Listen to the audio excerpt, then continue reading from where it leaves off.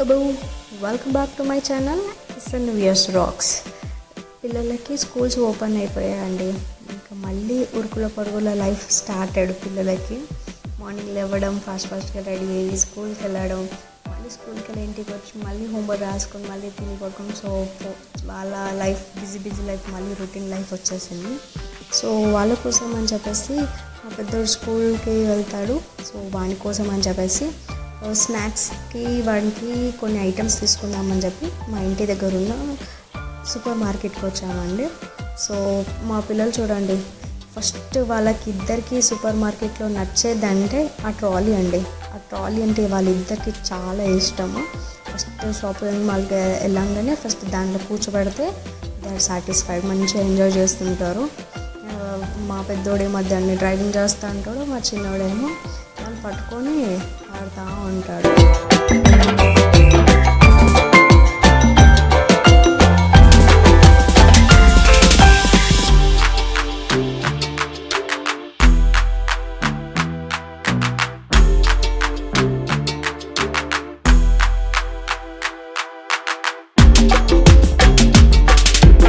అందరింట్లో పిల్లలు ఇలానే ఉంటారు.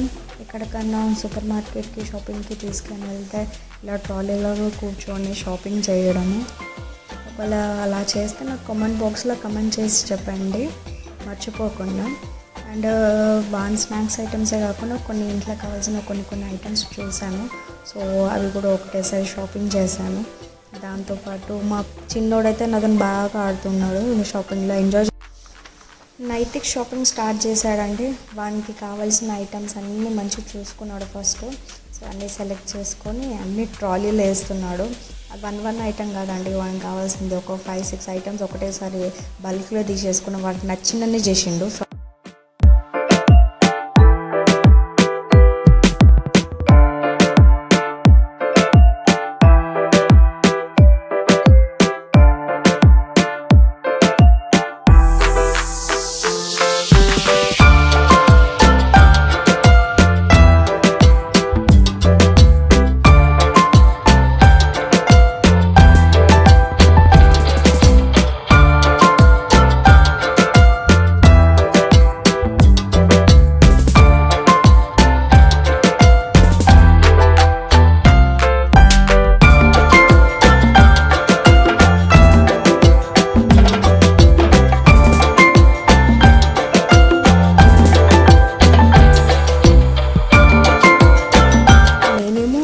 కావాల్సిన కొన్ని ఐటమ్స్ సెలెక్ట్ చేసి షాపింగ్ కంప్లీట్ చేశాను.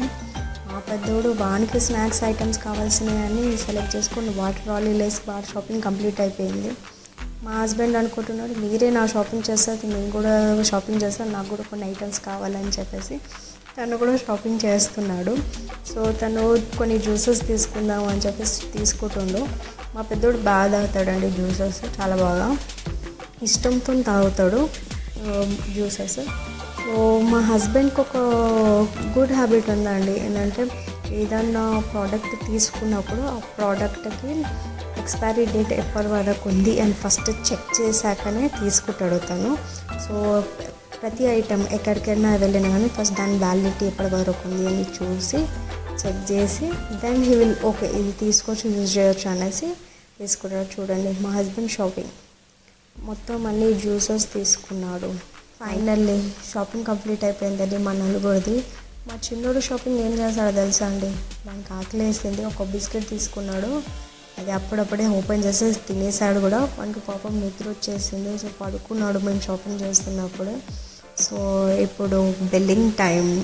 గెస్ట్ చేయండి దీని కాస్ట్ ఎంతవరకు వచ్చిండొచ్చు. ఏం తీసుకుందామని వచ్చాము, నేను ఏం తీసుకున్నాము, పెద్దడు కోసమని కొన్ని స్నాక్స్ తీసుకుందామని వచ్చాము.